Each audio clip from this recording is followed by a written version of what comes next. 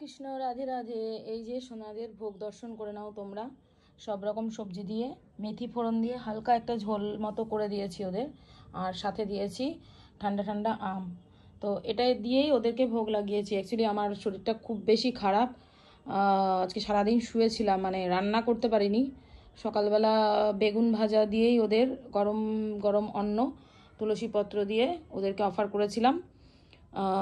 খুব বেশি শরীরটা খারাপ ছিল বলে আমি ঠিকমতো রান্না করতে পারিনি সকালে।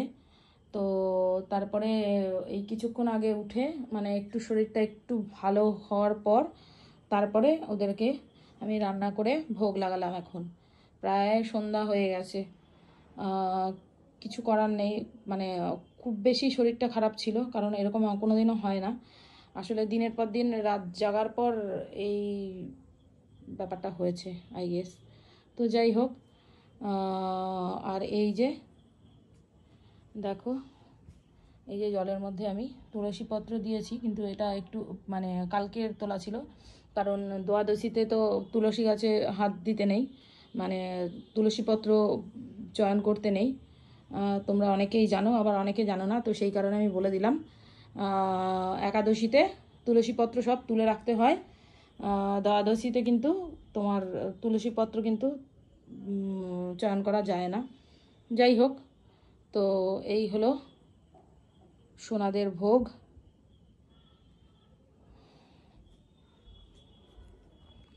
তো আরেকটা কথা তোমাদেরকে বলি, সেটা হচ্ছে এই যে রাধা মাধব, তো এনাদের নাম তো আমি আগের ভিডিওতেই তোমাদের সঙ্গে শেয়ার করেছি, যে এনাদের নাম মনে হলো যেন এনারা নিজেই সিলেক্ট করেছেন। যাই হোক, তো রাধা অষ্টমীর মানে পোশাক তৈরিরও কাজ শুরু করে দিতে হবে, না হলে এরপর আবার সেই সেম হবে। তো আরেকটা জিনিস তোমাদের সাথে শেয়ার করি, সেটা হচ্ছে তোমাদের অনেককেই ভিডিওতে আমি দেখেছি যে কৃষ্ণ জন্মাষ্টমীতে আমাদের লাড্ডু গোপালকে, আমাদের সোনাদের অনেকেই চকলেট ভগবানকে অফার করেছো, বাচ্চা ভেবেই করেছো হয়তো, যে বাচ্চারা যেমন চকলেট খায় সেরকম ভগবানকেও বাচ্চা ভেবেই চকলেট অফার করেছো, কিন্তু সেটা একদমই করবে না।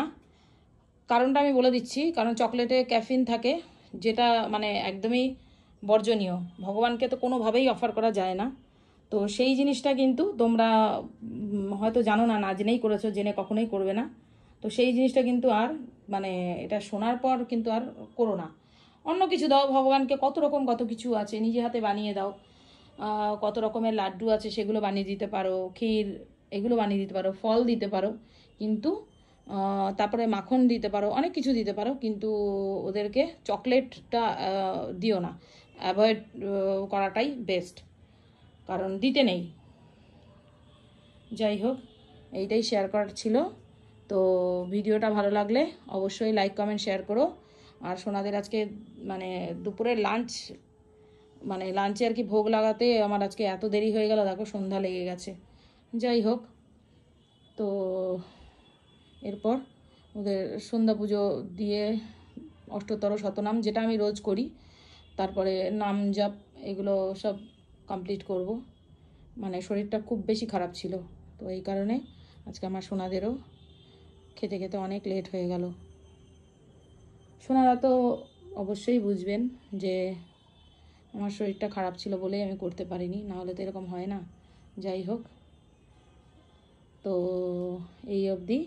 হরি बोल, राधे राधे, শ্যাম মিলা দে, জয় জয় শ্রী রাধে শ্যাম। আর এই দিকে দেখো এদের বেলুনগুলো কোথায় দিয়েছিলাম, আর দেখো যার যার মতো শেষে বেলুন নিয়ে একদম মানে ঢেকে নিয়েছে নিজেদেরকে। যাই হোক, তো হরি बोल।